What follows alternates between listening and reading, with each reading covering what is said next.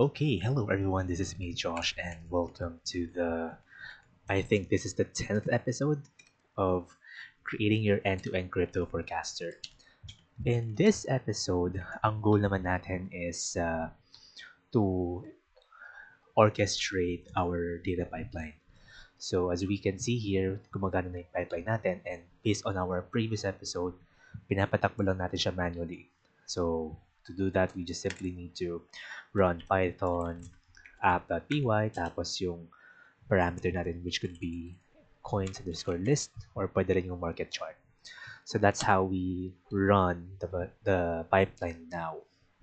So our goal is to orchestrate the process, and that's going to be via Airflow. Ayan. So gagamit natin si Airflow para ma-schedule natin itong job, and our goal is to run this pipeline every 30 minutes.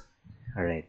Para every 30 minutes may nakukuha tayong data, so that's at least ilang records din siya. So ayun. Um, or you can even do it every hour. So pwede naman. So timplahin natin para lang ma-make sure natin na matitipid natin yung resources natin or yung tokens natin from CoinGecko. So before doing that, let's do some minor updates dito sa ating pipeline. So here, as we can see, yung Ethereum natin, hard-coded pa siya. So I want this to be parameterized as well. And I also want to have something like a list of crypto coins na pwede kong i-pull every time. So let me go first dito kay database natin. So right now, okay, hindi pa pala tumatakbo yung ating mga services. So let me start all the services na kakailangan natin from our Docker Compose file. Ayan.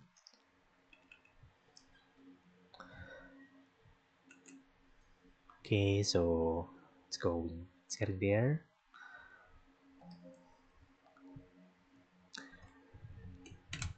So kaya pa? Ayan. Sige, konti na lang yan. I'm not sure why it's taking so long to run this. Ayan.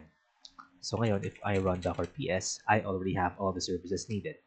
And if I go to my browser, I can just simply visit localhost 8081, log in, and I should still have my database server right here. And this is yung database na ginagamit natin to store our CoinGecko's prices or datasets.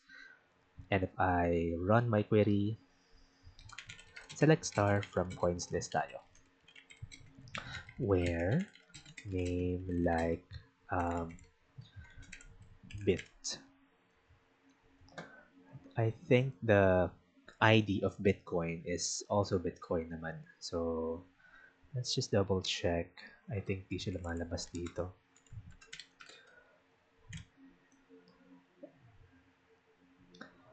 Eto. I think this is the one. Yeah, Bitcoin. Okay, so now, going back to my pipeline, I want this to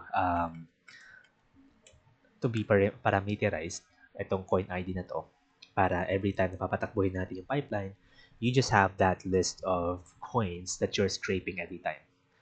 So to do that, I want to have a list of coins .text here, and dito ko ilalagay si Ethereum at si Bitcoin. Alright. And then, from here on, I can actually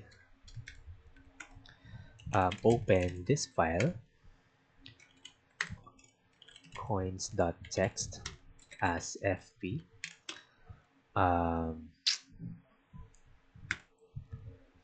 think this should be good. So coins is equal to line.strip or line in read lines. Okay. So what happens here is binabasa natin yung lahat ng lines dito sa coins.text file na to. And then we're just stripping it just to remove the excess spaces. Tapos nilalabasan natin if it's an actual or if may nire-return siya, kasi possibly meron akong extra space right here, so mababasa rin itong line number 3. So we just have this security layer para if it's just a blank record, hindi siya lalabas dito sa ating coins list natin. Alright? And afterwards, gagawa na lang tayo ng if else or ng loop dito for coin ID in coins. Or maybe let's call this coin IDs na lang. There you go. And then, ayan. So, lahat ng mga Ethereum dito, gagawin natin siyang coin ID. Ayan. And this one. There you go. So, that looks better. Alright. So, if I activated my environment, and let's try running the application. So, unahin natin coins list. Kunwari. There you go. And let's also try running the market chart naman. Okay, before I run this, let me do something first. I want to create or I want to print out the number of records na niloload natin every time. So, to do that, I can simply do it like this, and records is equal to this dot shape, and just the first element yung kailangan natin to get the number of rows. All right. And at the very end, what's going to happen is we will just print out loaded and underscore records into market chart data or table rather.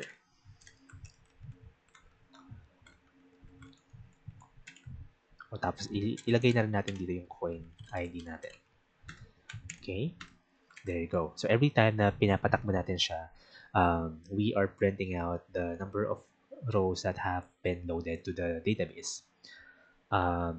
Yeah, that's fine. That looks okay. And same goes here. Gawin na rin natin siya dito para masaya. Okay. So dot shape this and records. Alright. Tapos dito, copy ko na lang din to. But I don't need this into coins list naman to. There you go. So, ulitin natin yung coins list. Ayan. There you go. So, it's now working as expected. But for market chart, so remember, sa ating market chart pipeline, meron tayong dalawang coins na niload. That's Ethereum and Bitcoin. So we are expecting 2 prints of rows here, right? So that's for Bitcoin and for Ethereum. So let's try loading that. Okay? So Ethereum, nag-load lang tayo ng 6 records doon sa ating table. While for Bitcoin, we have loaded 289 since it's a fresh extract. Wala pa tayo naloload na Bitcoin ever since. So that's why we have more coins here or records than Ethereum. Pero going forward, what's gonna happen is we will only load less than 10 probably. Or depende kung gaano ka-frequent natin siya papatakbuhin. So our pipeline is ready and we can now try to orchestrate this. And in Airflow, there are a couple of ways to orchestrate a certain pipeline or an ETL pipeline. Okay, so it's just via Python executor. Meron ding iba't ibang mga executors si Airflow. There's also there's even via shell or bash via shell file. So, ayun. So, parang mayroon siyang bash operator doon. Not batch, but bash. Okay. And then also, there's Docker operator. So, what I want to do here is, I will convert this data pipeline into Docker para yung Docker yung papatakbuhin natin. Alright, so as mentioned before, aside from running Docker commands on your terminal, you can also run or build an image from a Docker file. So, yun yung gagawin natin here. So, mag-build tayo ng image out of this project that we have created. Tapos, ito yung papatakbuhin natin doon sa ating orchestration. Alright? So to do that, I will create a Docker file here in the same or in the root directory. Ayan. And then I will just copy uh,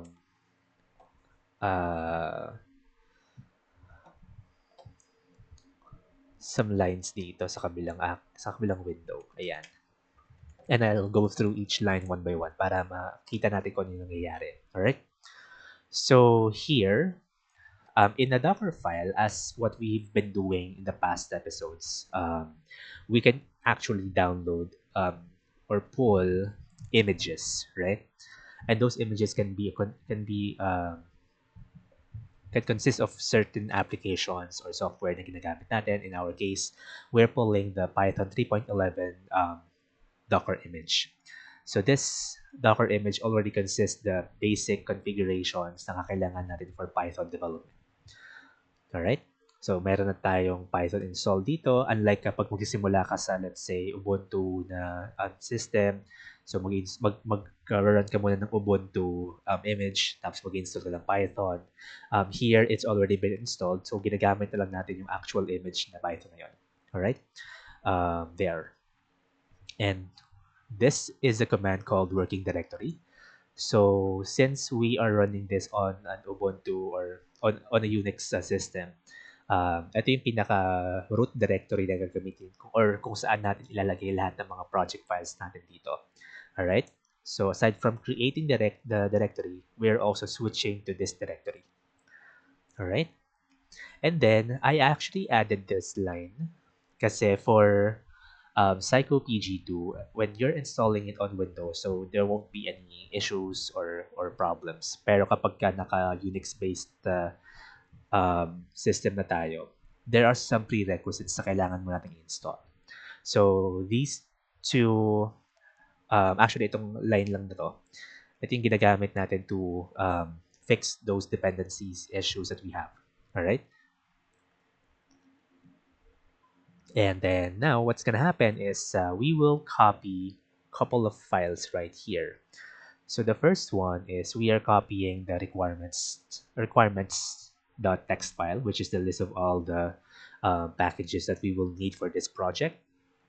And then we will install that. All right. So simple lang, pip install kung paano natin siya install sa ating terminal before.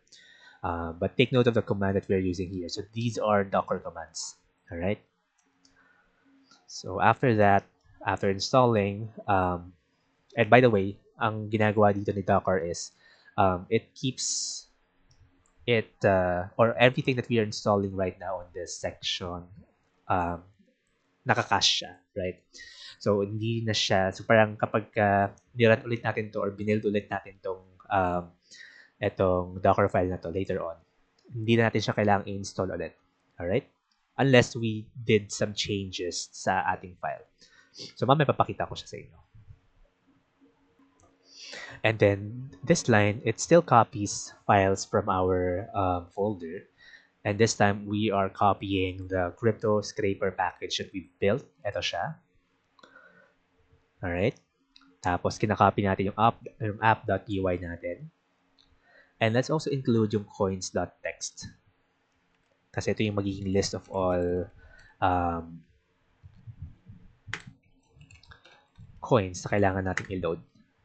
Alright? Yung test.ipynb, hindi naman natin kailangan yan. So I just did that for testing purposes. So that's fine. And then here, our entry point or what happens here is ito yung papatakbuhin ni Docker at the very end. So, ibig sabihin nito is papatakbuhin niya lang itong si Python app natin. Kapag ni-run natin itong Docker file. So, right now, wala siyang parameter because we will set it manually kapag pinapatakbo na natin siya. But here, it should be fine if we just set it this way. Okay, so that's our Docker file. So, let's now build our Docker file para maging image na siya. So, -t, let's call this crypto scraper. Yan. So Docker build, what this does is we are building this entire Docker file into an image. All right. And the hyphen P means the tag or the name of your Docker image. Tapos, maglalagay lang tayo ng dot dito to indicate that we are building it from the Docker file that we have on this certain directory na kung nasan tayo.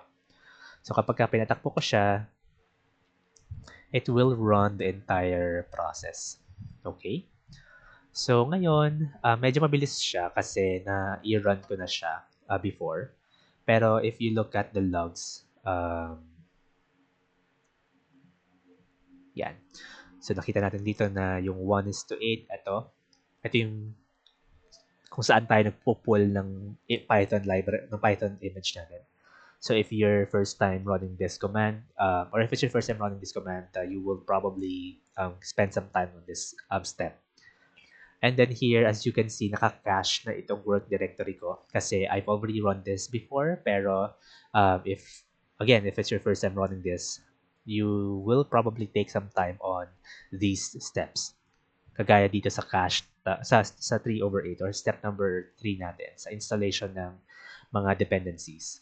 So ito medyo matagal lang siya. So since you're installing some dependencies here, as well as on this side. Ayan. So ito yung mga medyo matatagal na process or steps dito sa ating pagbe-build.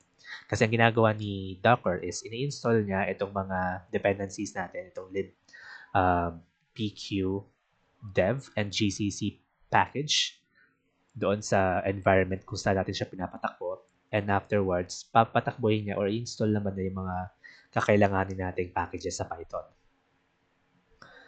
And then afterwards, the rest of the steps will be very straightforward. So we'll just copy all of these files into the working directory na kung saan natin hino-host yung ating application. So that's how we build our Docker image from the Docker file na meron tayo. And again, if I run the same Docker build again, walang mangyayari dyan because hindi na niya kailangang i-install ulit yung mga requirements natin and yung mga dependencies na inad natin because it's already been installed. So that's what's nice about Docker. So hindi niya inuulit yung mga steps na nagawa naman na. But then again, if you did some changes on the requirements not text, or kahit dito sa ating coins.txt, ito na yung gagawin ko. Kunwari maglalagay ako dito ng ano bang magandang coin.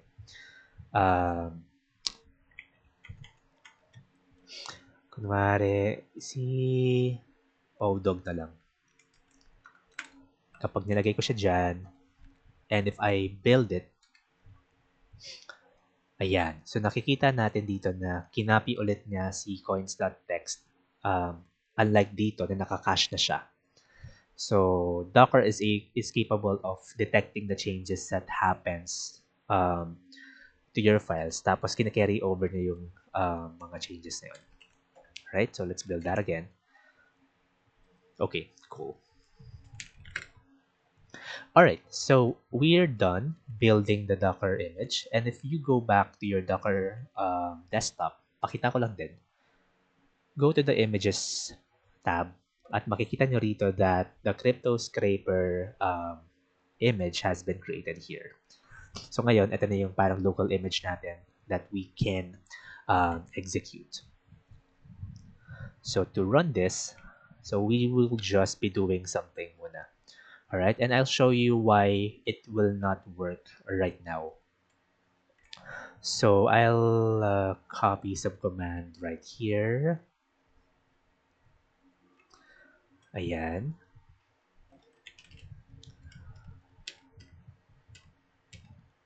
There you go. So balik ako dito sa okay, ay sorry. Mali pala dyan. Eto. So ngayon, may i-run tayong command. Okay. Crypto scraper coins list. So ngayon, this command will execute the image na build natin. So what happens here basically is pinapatakbo lang natin itong python app.py. And we're passing an additional parameter coins_list because what's gonna happen here is we will run the coins list na full refresh. Okay? So, dadagdagan natin siya ng parameter. Kasi as you can see, hindi ko kinopy dito yung environment file natin. If you're building Docker images from the Docker file, it's not good practice to add or to copy the environment file. So what we will do is to include that on our Docker run command. So there is what we call env-file na parameter. Okay? So what happens here is kinakopy niya or pinapatakbo niya itong image na to using the env underscore file or using the .env file na meron tayo. Okay? So ngayon, kapag ni-run natin siya, again, I'm expecting that this will have some errors. Okay? Ayan. So nakukuha niya si localhost at pati yung port natin. So wala namang problema sa pag-pull ng ating um, environment variables. But the problem here is hindi pa rin tayo nakaka-connect dito sa database natin. And mind you that the database is up and running. Before, when we are running it using our terminal, app.py coins underscore list. So, gumagana siya dapat. There you go. Alright? But the problem, kapag pinapatakbo natin siya via Docker, it's not working or the problem here really is with how we can connect to the database. Alright? So ngayon, anong problema nito? If you guys can remember the last Docker demo that I did, hindi natin nako-connect yung database natin between um, Python and sorry, not Python, but with pgadmin because pinapatakbo natin sila before on two different Docker commands. So this time around, ganun yung scenario natin. So this particular Docker Compose file na meron tayo, it runs on a certain network. Yan, sa isang network lang siya tumatakbo, right? So we already know that from the previous episodes na nag-conduct tayo ng Docker demo. Ngayon, etong Docker image na to, it's not running on any network. So meaning tumatakbo lang siya on its own without having to connecting to any network. All right? So paano natin malalaman kung anong network ang tinatakbo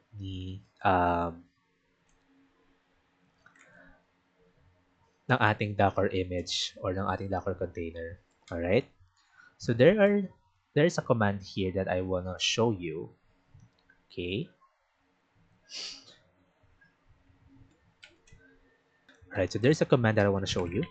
So docker inspect. Alright. So docker inspect, it takes the container name. Alright, in our case, it's actually our image, right? And tapos ang nilalagay lang natin itong parameter na to. Okay. So what happens here is we are inspecting this image. Tapos pinapasa natin itong parameter na to just to filter out the results. Kasi if we don't include this, masyadong malaki yung ilalabas ng results. Alright? So as we can see here, parang nagkaroon tayo ng error kasi map has no entry for network settings. So ibig sabihin na to is this particular image is not running on any network. Ngayon, gawin natin siya sa Postgres.